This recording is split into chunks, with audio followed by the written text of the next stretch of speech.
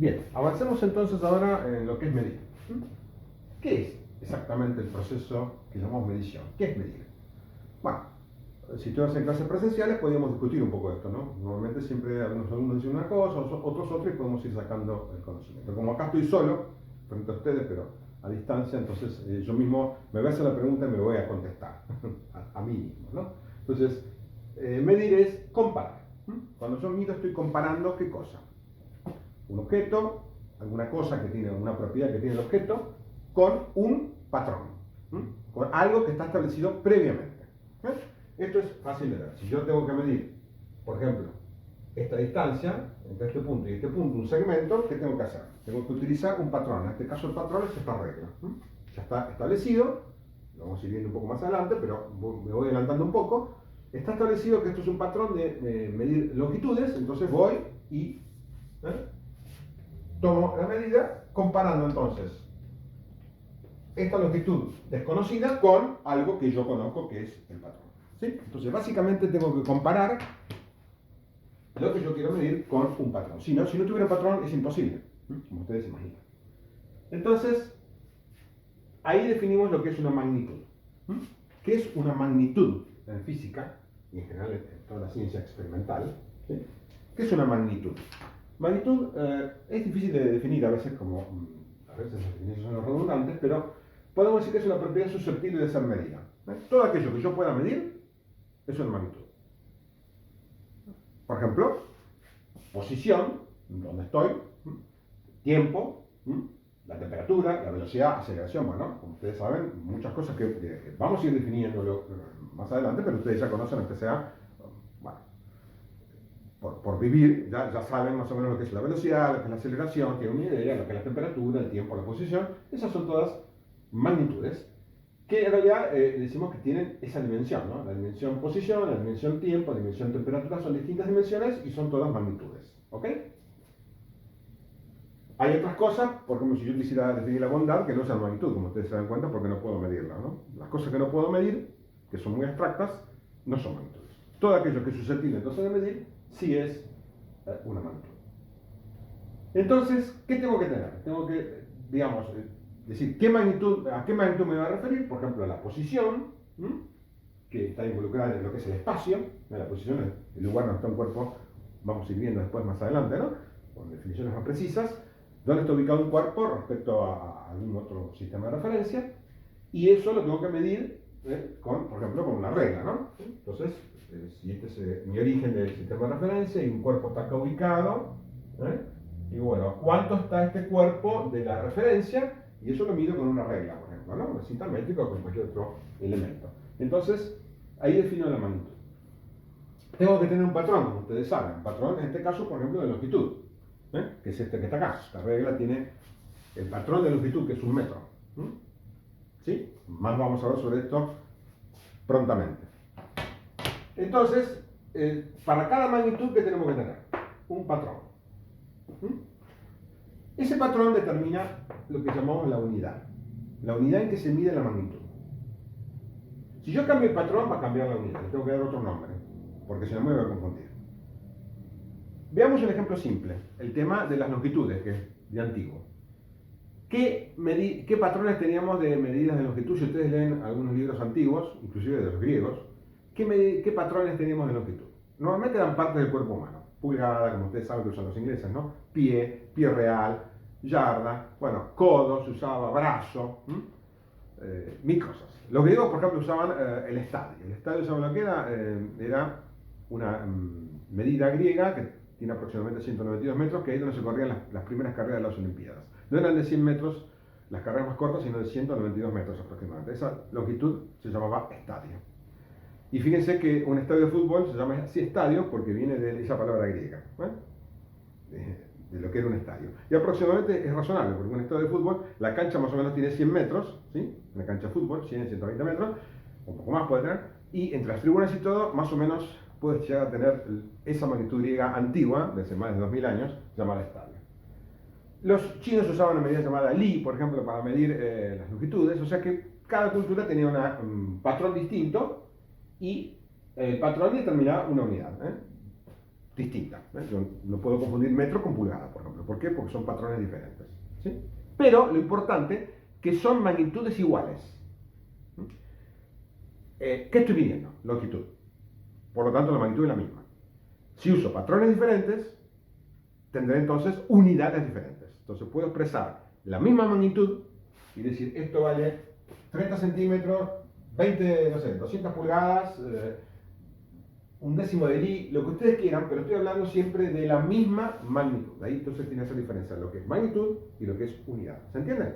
Entonces, una misma magnitud puede tener diferentes unidades de acuerdo al patrón que yo utilice. ¿Sí? Entonces, en definitiva, como decimos, cada patrón determina la unidad. Nosotros, ya vamos a ver en el próximo video, estamos utilizando el sistema métrico decimal originado en Francia, en la Revolución Francesa, que se llama hoy día Sistema Internacional de Unidades. Y nuestro patrón es el que denominamos metro. Que metro viene del griego también, siempre tenemos esa herencia, nuestra greco-romana. Metro significa, metrón, significa medir, justamente, ¿no? Medir es metrón en griego. Así que la primera unidad básica que tenemos, que es el metro, justamente es eso. Medir. ¿Qué es lo que yo quisiera en un patrón? Por eso hay patrones que son buenos y malos a lo largo del tiempo.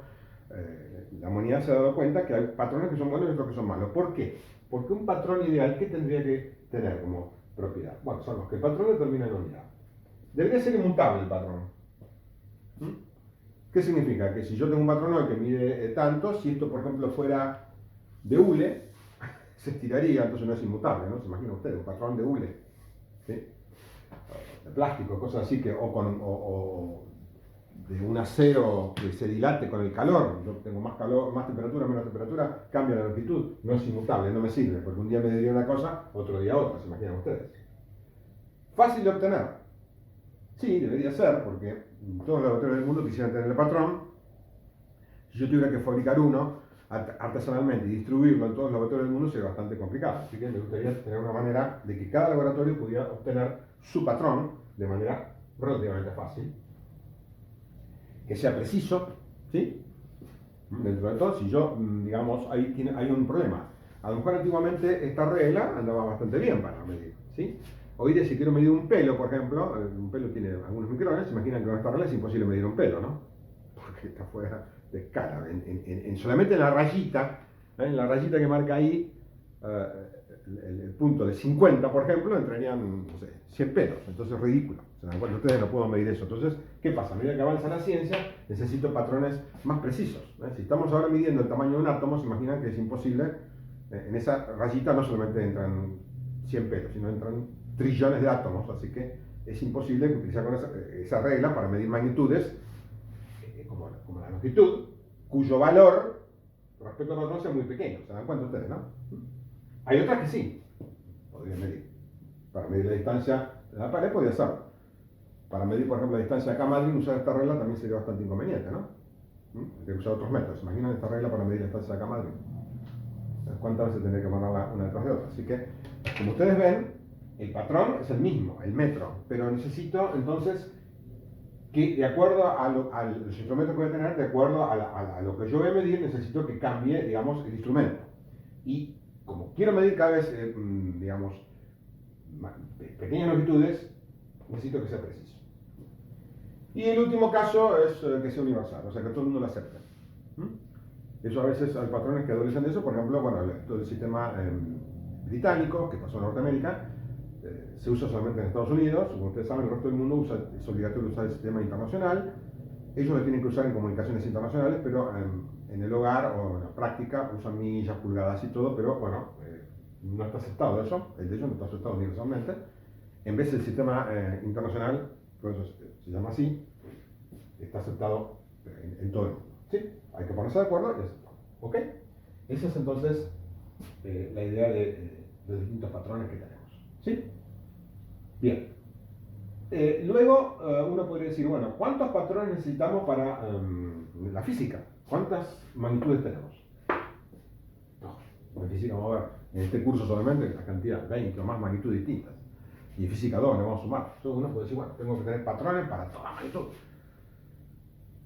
Bueno, no. Vamos a ver que hay magnitudes que son fundamentales y otras que son derivadas. Dentro de estas magnitudes tenemos entonces dos, las fundamentales y las derivadas. Por ejemplo, tomemos una. Posición, tiempo, perdón, a estas dos, y después velocidad. Todos sabemos que la velocidad todavía no la hemos definido bien, pero es una variación de posición que llamamos desplazamiento, la vamos a ir viendo, ¿no? Lo voy anticipando solamente, dividido el tiempo. La velocidad se mide, por ejemplo, en kilómetros por hora, metros por segundo. Entonces, ¿qué es? ¿Cómo cambia una posición en un cierto tiempo? Por lo tanto, ¿la velocidad qué es? Es el cociente entre la posición y el tiempo. Si yo ya tengo un patrón de posición y tengo un patrón de tiempo, no tiene sentido tener un patrón de velocidad, porque ya el patrón de velocidad, ¿qué va a ser? El patrón de posición dividido el patrón de tiempo. En este caso, por ejemplo, metro dividido segundo. Si yo tengo un patrón para el metro y tengo un patrón para el segundo, patrón de velocidad no es necesario, ¿se dan cuenta? ¿Por qué? Porque esa magnitud, velocidad, es una magnitud derivada. Entonces, tendría que yo ahora ponerme de acuerdo y definir cuáles son las magnitudes fundamentales y cuáles son las derivadas. ¿Sí? Eso lo vamos a ver próximamente. ¿Cómo seleccionamos ese esquema?